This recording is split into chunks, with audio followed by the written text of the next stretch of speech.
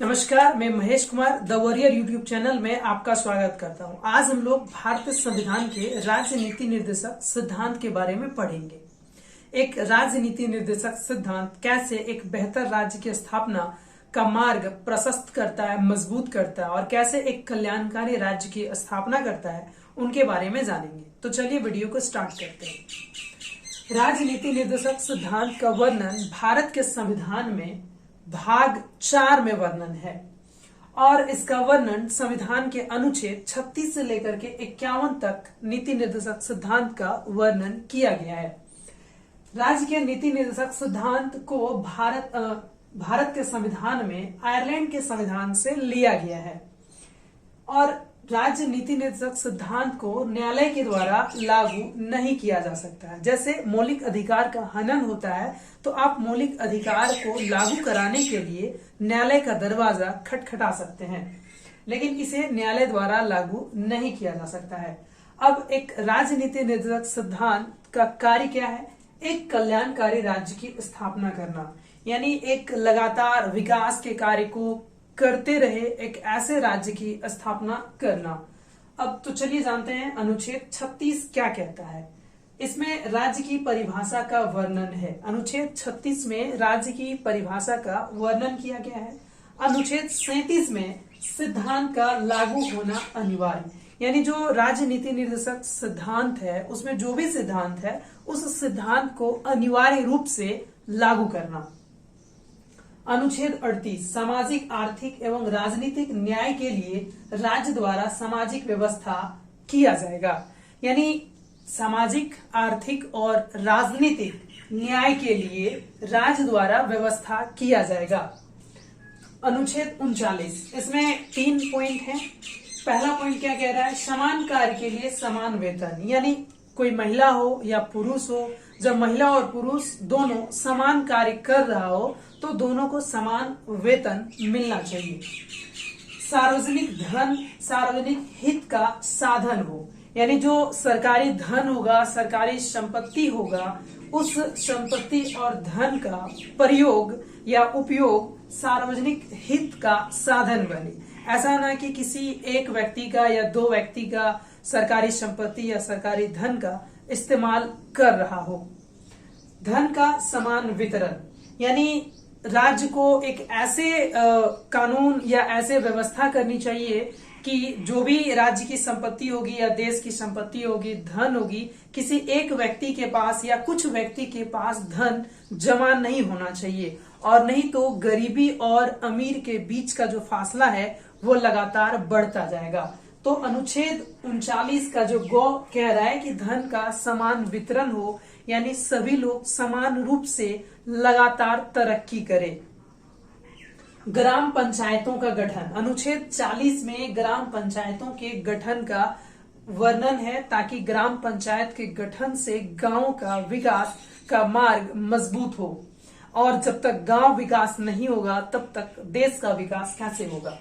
अनुच्छेद 41 बेरोजगारी, बुढ़ापा, बीमारी और विकलांगता के मामले में कार्य, शिक्षा और सार्वजनिक सहायता पाने का अधिकार।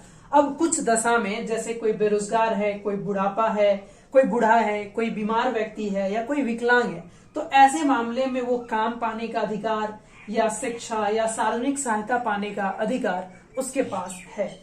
अनुच्छेद 42 काम की न्याय संगत और मानव उचित दशा तथा मातृत्व सहायता का प्रावधान। अनुच्छेद 42 कहता है कि काम की न्याय संगत व्यवस्था हो और मानव उचित, यानी मानव के लिए जो उचित दशा हो और साथ में जो मातृत्व सहायता, यानी जो बच्चे जन्म देने वाले माँ हैं उनके लिए सहायता का प्रावधान होनी चाहिए। अनुच्छेद 43 कामगारों के लिए निर्वाह योग्य मजदूरी एवं कुटीर उद्योग का प्रोत्साहन, यानी जो भी राज्य में काम करने वाले लोग होंगे उनके लिए ऐसी मजदूरी का प्रावधान हो जिससे उनके जीवन का गुजारा हो सके। ऐसा नहीं काम कर रहा और उसे मजदूरी के नाम पे बहुत कम मिल रहा हो तो उससे उनकी जिंदगी नहीं चलेगी। तो ऐसा मजदूरी की व्यवस्था हो जिससे उनकी जिंदगी आसानी से चल सके। साथ में कुटीर उद्योग का प्रोत्साहन, यानी जो छोटे छोटे कुटीर उद्योग होंगे उनको भी बढ़ावा देना, ताकि गांव के शहरों के लोगों को आसानी से रोजगार मिल सके। ऐसा प्रावधान अनुच्छेद 43 में है। चलिए आगे बढ़ते हैं। अनुच्छेद 44, नागरिकों के लिए एक समान सिविल संहिता, यानी राज्य के अंदर जितने भी नागरिक होंगे सभी के लिए एक जैसा समान सिविल संहिता होगा, एक समान कानून की व्यवस्था होगी। अनुच्छेद 45, बच्चों के लिए निःशुल्क और अनिवार्य शिक्षा का उपबंध राज्य करेगा। यानी अनुच्छेद 45 यानी जो भी राज्य के बच्चे होंगे उनके लिए निःशुल्क और अनिवार्य शिक्षा, यानी शिक्षा निःशुल्क होगी और जो शिक्षा होगी वो अनिवार्य होगी ही होगी, यानी शिक्षा प्रदान करनी ही करनी है, ऐसा व्यवस्था राज्य करेगा। अनुच्छेद 46, अनुसूचित जातियों और अनुसूचित जनजातियों और कमजोर वर्गों के लिए शिक्षा और आर्थिक हितों को बढ़ावा। अब अनुच्छेद 46 यानी जो अनुसूचित जाति होंगे या अनुसूचित जनजाति होंगे या जो कमजोर वर्ग हैं, दुर्बल वर्ग हैं, ठीक है, तो उन लोगों के लिए शिक्षा और आर्थिक हितों को बढ़ावा देने की व्यवस्था की जाएगी। यानी ऐसे लोगों के लिए शिक्षा और आर्थिक हित, यानी उनकी आर्थिक स्थिति मजबूत हो, ऐसा व्यवस्था और ऐसे कार्यों को बढ़ावा दिया जाएगा।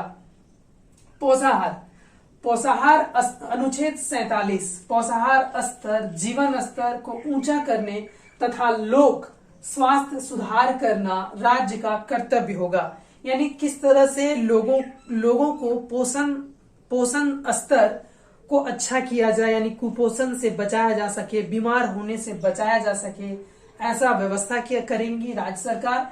राज्य का कर्तव्य होगा। जीवन स्तर को ऊंचा उठाना, यानी राज्य के लोगों का जो जीवन स्तर है उनको ऊंचा करना तथा स्वास्थ्य सुधार करना राज्य का कर्तव्य होगा, ऐसा अनुच्छेद 47 कहता है।